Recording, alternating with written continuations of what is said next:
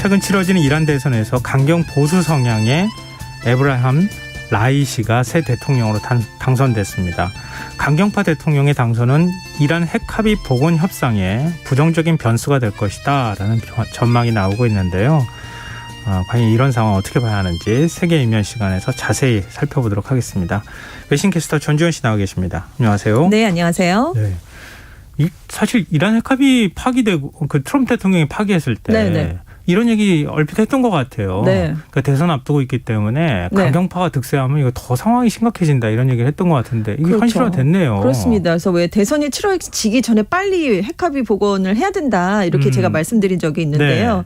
아무튼 대선이 치러지기 전에는 협상이 마무리되지는 못했습니다. 네. 근데 이란은 지금 강경파들이 점점 더 목소리를 높이고 있는 상황이네요. 네, 그렇습니다. 강경파 대통령까지 당선이 됐어요. 네, 13대 이란 대통령 선거였는데요. 세드 에브라힘 라이시 후보가 62%의 지지율로 당선이 됐어요. 1,790만 표 정도를 얻었습니다. 그런데 2위가 범보수 성향으로 평가되는 레자이 전 혁명수비대 사령관이었는데요. 득표율이 11.8%가 2위였고요. 경쟁 상대로 꼽혔던 개혁파 햄마티 후보가 3위였는데 지지율이 8.4%. 그러니까 라이시 후보는 62%인데 2등은 11.8, 3등이 8.4니까. 엄청나게 많이 벌어지네요. 그러니까 압도적인 표차로 당선이 됐다 이 얘기가 나올 수밖에 없습니다. 라이시 당선인이 승리가 확정된 이후에요. 국가의 문제, 특히 민생 문제를 해결하기 위해서 최선을 다하겠다라고 밝혔는데요. 8월 4일에 대통령에 취임을 해서 4년 동안 이란을 이끌게 되고요. 이란은 현행법상 한 번 연임할 수가 있습니다. 근데 투표율은 낮았다면서요? 그렇습니다. 역대 거의 최저치인데요. 지난 대선 때 72%였거든요. 근데 지금 이번에 투표율이 48.8%에 그쳤습니다. 지난번에 72였지만 그냥 보통은 한 70% 정도 항상 넘었었거든요. 근데 뚝 떨어졌죠. 네. 이게 1979년에 이란 이슬람 혁명이 발생한 이후에 치러진 대선 중에서 가장 낮은 그런 투표율이었습니다. 예. 그리고 기권표도 한 370만 표 뭐 이 정도에 달한 것으로 조사가 됐는데요. 왜냐하면 유력한 후보들의 출마가 이미 막힌 상태에서 치러졌기 때문이고요. 그래서 경제난 등에 분노한 유권자들이 투표를 거부해서 이렇게 투표율이 많이 떨어졌습니다. 근데 대선에 이제 출마를 하려면 이란에서 헌법수호위원회라는 곳에서 이제 심사를 받아야 되거든요. 근데 600명이 출마를 신청했는데 지금 최종 후보는 7명만 승인을 받았어요. 그래서 이 과정에서 유력한 온건파 후보 3명 등 라이시 후보에 대항할 수 있는 후보들이 다 탈락을 했습니다. 그래서 이 후보가 승인된 나머지 6명의 후보는 그냥 라이시 후보의 당선을 돕는 페이스메이커 아니었냐 뭐 이런 후평까지 나왔을 정도였어요. 그중에서도 또 3명이 선거 직전에 사퇴를 했고요. 그래서 라이시 당선인이 지금 압도적인 표 차이로 승리를 하긴 했어도 이란 국민들로부터 압도적인 지지를 얻었다고 보기는 어렵다. 이런 얘기가 나오고 있습니다. 보통 투표율하고 지지율이 권력의 정통성과 연결되는 문제이기 때문에 굉장히 신경 쓸 수밖에 없는 거잖아요. 그렇죠. 근데 지금 말씀 들어보니까 투표 하나 안 하나 결과는 똑같다. 이렇게 유권자들이 생각해서 투표 안 했을 가능성도 생각해 볼 수 있겠네요. 그렇습니다. 지금 독특한 선거제도 아까 잠시 소개를 해드렸는데 대선 후보를 선정하는 곳이 있다라고 말씀을 드렸잖아요. 예. 헌법수호위원회에서 이제 선정을 하게 되는데 12명이거든요. 그런데 인사권을 최고 지도자인 하메네이가 갖고 있습니다. 그러니까 결국 하메네이 지도자의 의중이 반영돼서 대선 후보가 재정일치 결정되는 거죠. 같은. 신정일치. 네, 그렇죠. 네. 그렇죠. 그런데 이 위원회가 안 그래도 그런 편향성이 있는데 올해 대선을 앞두고 갑자기 새로운 규정을 하나 신설했어요. 전례 없이 석사 이상 학위 소지자만 대선에 출마할 수 있다. 이런 규정을 건 거예요.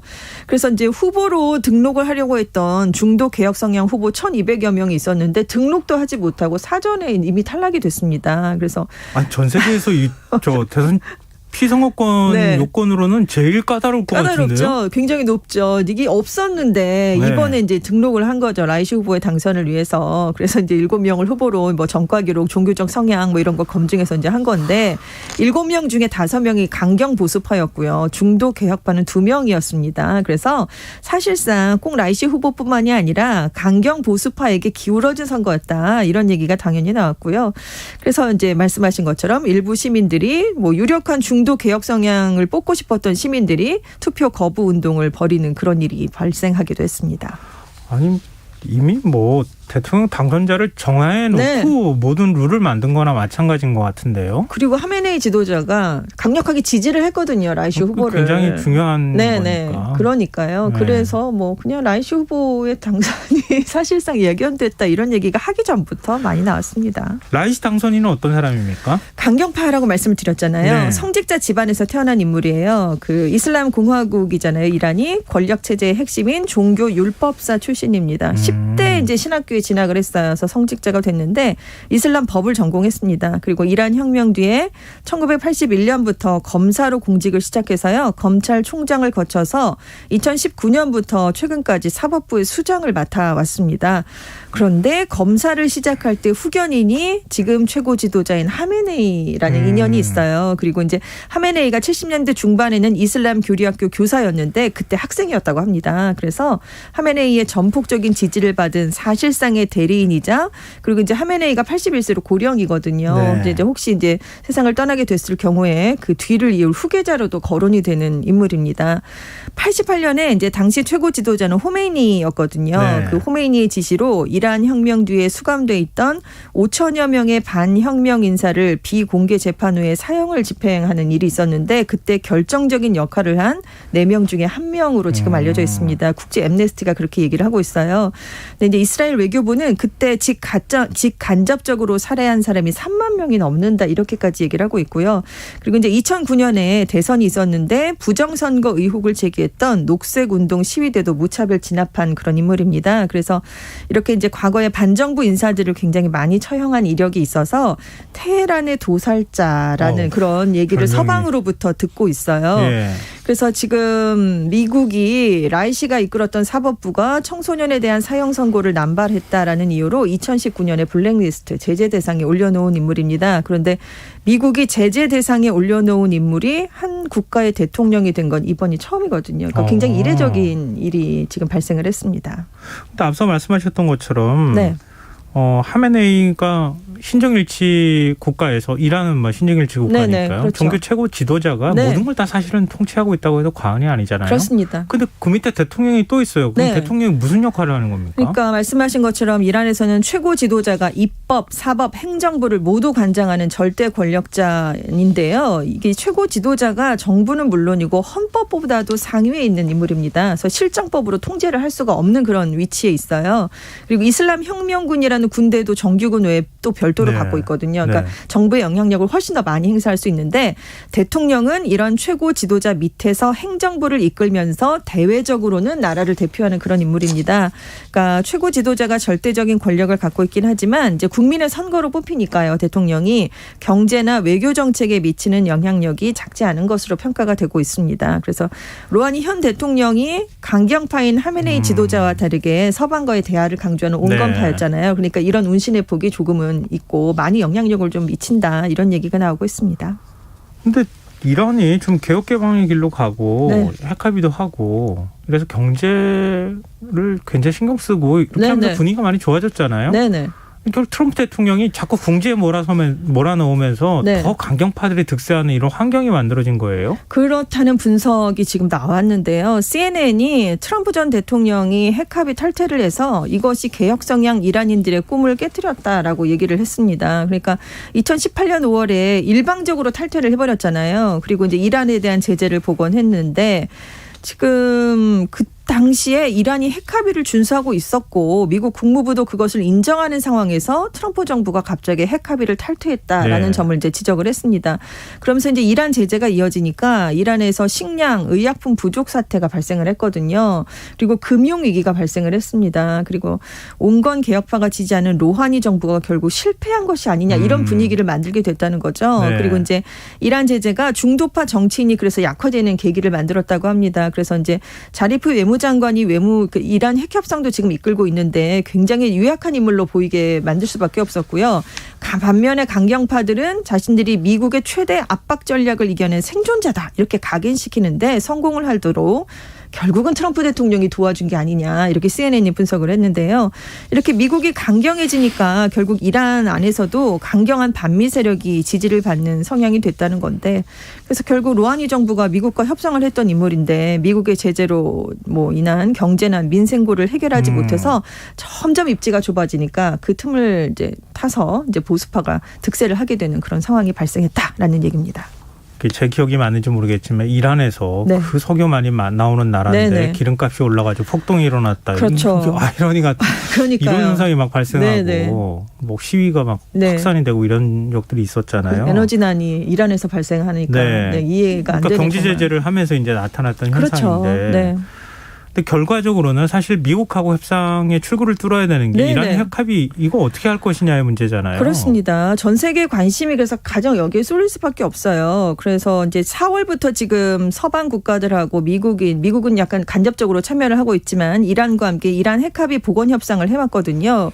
이게 20일에도 열렸는데 이게 갑자기 중단이 됐습니다. 왜냐하면 이란과 핵합의 당사국인 미국, 영국, 프랑스, 중국, 러시아 그리고 이제 독일이 있는데 회의가 끝나자마자 본국과의 조율이 필요하다 이런 이유로 지금 협상 중단을 선언한 상황이거든요. 네. 그래서 이란 측은 그 어느 때보다 협상 타결에 근접을 했지만 타결까지 거리가 좀 남아있는데 이걸 해결하는 게 쉽지 않다 이렇게 설명을 내놨고요.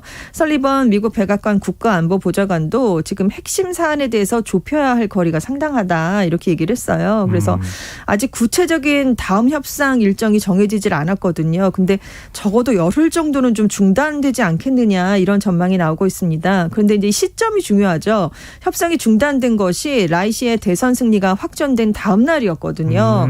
그래서 이제 강경 보수 성향이니까 네. 라이시 당선인이 8월 초에 공식 취임할 때까지는 협상에 이 중대한 진전이 없이 이 협상이 표류할 수 있지 않을까 이런 전망까지 나오고 있습니다. 그래서 지금 이란하고 미국 간의 중재자 역할을 하고 있는 나라가 영국, 프랑스, 독일 등의 대표인데 네. 이란이 금지된 핵물질을 생산하는 기간이 길어질수록 핵 합의를 복원하는 게 더 어려워진다. 그렇기 때문에 협상이 무기한 계속될 수는 없다. 좀 빨리 해야 된다라면서 지금 빨리 재개를 하자고 재촉을 하고 있는 상황입니다. 이란은 우라는 농축도를 계속 네, 높여가면서 상향했죠. 지금 압박하고 있는 거잖아요. 지금 거의 핵 합의랑 거의 무색할 정도로 지금 거의 그 이전 상황으로 많이 지금 수준을 높여놨거든요. 그러니까 더 농축하게 될 네, 경우에는 그렇습니다. 진짜 핵무기를 만들 수 네, 있을 정도의 그 정도로 할수 있는 농축도가 거죠. 만들어지는 거잖아요. 지금은 그럼, 아니지만요. 네. 그럼 그거는 진짜 걷잡을 수 없이 될 네네. 수도 있는데 그렇습니다. 아무리 강경파라 하더라도 네. 미국하고 대화 우리는 안 하겠다 이렇게 하기 어려운 거 아닙니까? 어렵죠.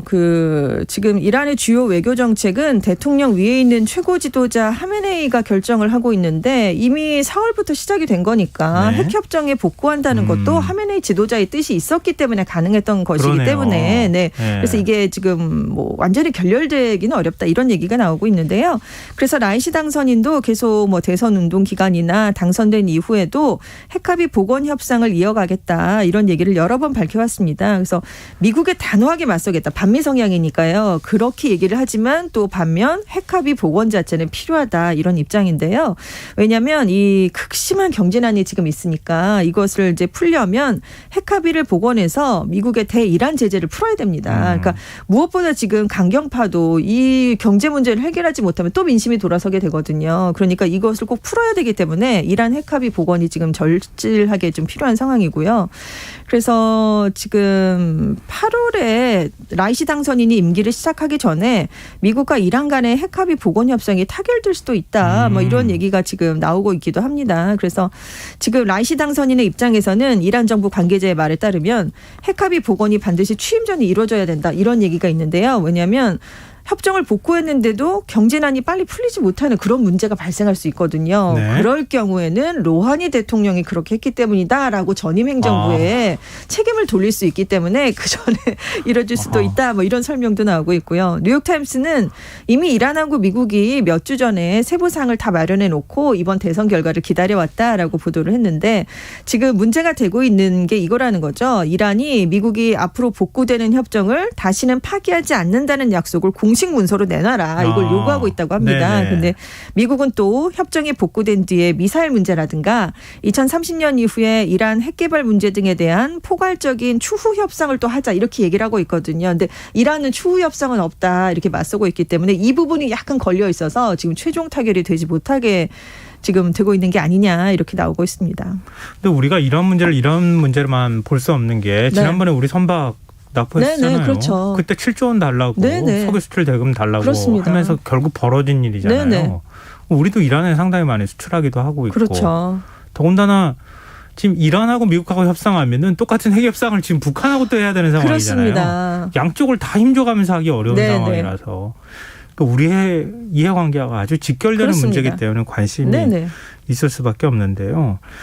만약에 진짜 강대강대결로 네네. 간다 그러면 네. 지금 중동 정세가 어떻게 될지 모르는 거죠. 그렇죠. 이 반미 성향이라고 이제 말씀을 드렸는데 미국과의 마찰도 그렇게 되면 불가피할 수밖에 없을 것으로 전망이 되고 있어요. 왜냐하면 이제 라이시 당선인이 이제 트럼프 행정부 때 이제 중재를 해서 아랍에미리트 연합하고 바레인 등의 아랍 국가가 이스라엘하고 수교를 했었잖아요. 네. 그때 관계 정상화가 팔레스타인을 파괴하고 있다라고 비난 성명을 내놓은 적이 있습니다. 그래서 이제 아랍에미리트의 정치 분석가 압둘라는 이란이 이제 더 급진적이고 보수적인 입장으로 기울고 있다는 메시지를 이번 대선으로 분명하게 전달한 것이다. 그래서 라이시의 당선은 중동 국가 간의 관계를 더 어렵게 만들 것이다. 이렇게 전망을 내놨는데요. 지금 사우디랑 바레인이 라이시 당선인의 당선과 관련해서 어떤 입장도 내놓지 않고 있는 그런 상황입니다. 근데 라이시 당선인이 미국하고 유럽연합 등이 테러 단체로 지정한 레바논 시아파 무장 단체인 헤즈볼라를 지지한 적도 있고 여러 가지 문제로 지금 저희 미국하고 계속 지금 대척점에 서 있는 그런 인물이었어요. 그리고 이제 미국 정부의 제재 대상이라고 말씀을 드렸잖아요. 그래서 대선 과정에서도 강력한 이란을 위한 대중 정부가 슬로건이었습니다. 그래서 미국의 제재도 흔들리지 않는 강한 경제를 만들겠다 뭐 이렇게 얘기를 하면서 지금 계속 선거운동을 해왔거든요. 그래서 미국 국무부의 입장이 나왔는데요. 새로운 이란 정부와 우리는 협력을 하겠다. 일단 이렇게 얘기를 했습니다. 그러면서도 이란인들이 이번에 자유롭고 공정한 선거 과정을 통해서 지도자를 뽑을 권리를 거부당했다. 그러니까 중도 개혁파 성향 후보들이 다 탈락을 했으니까요. 그래서 유감하는 그런 내용을 나타냈는데 로이터 통신은 국무부의 이런 입장이 라이시의 당선을 사실상 인정하지 않은 발언이다. 이렇게까지 해석을 했습니다. 그래서 지금 라이시 후보가 당선이 되면서 이란의 최고 지도자 대통령 지금 지난 작년 총선에서도 지금 보수파가 거의 의회를 다 장악한 그런 상황이기 때문에 다 대외 강경파들로만 지금 구성이 돼 있거든요. 그래서 이란이 미국이나 사우디 등과 충돌할 가능성도 좀 크지 않겠느냐 이런 얘기도 함께 나오고 있습니다. 근데 이란이 핵 개발하면 이스라엘이 가만히 안 있을 거고 그렇죠. 이스라엘 내에서는 폭격해야 된다는 얘기 그렇습니다. 벌써 하던데요. 벌써 나오고 있습니다. 이란하고 이스라엘이 서로가 이제 상대방이 역내 최고의 위협이다. 이렇게 적성국 이렇게 지금 생각을 하고 있잖아요. 이스라엘에서도 13일에 전해드렸지만 보수 강경파인 베네트 야민하당 대표가 새로운 총리에 취임을 했습니다. 양쪽에 다 보수 강경파가 지금 지도자가 되는 셈이에요. 그래서 8월에 이제 라이시 당선인이 취임을 하니까 그때부터 이제 양쪽의 보수 강경파 정권이 들어서게 되는데 지금 예전에도 이 보수파였던 이란의 마무드 네자드 대통령이 있었던 적이 있어요. 그때는 이스라엘이 네탄야후 총리 시절이었는데 그때도 이란 핵시설에 대한 이스라엘의 선제 공격 가능성이 대두될 정도로 이렇게 양쪽이 다 보수파가 나오면 긴장 관계가 훨씬 높아졌던 그런 적이 있었습니다.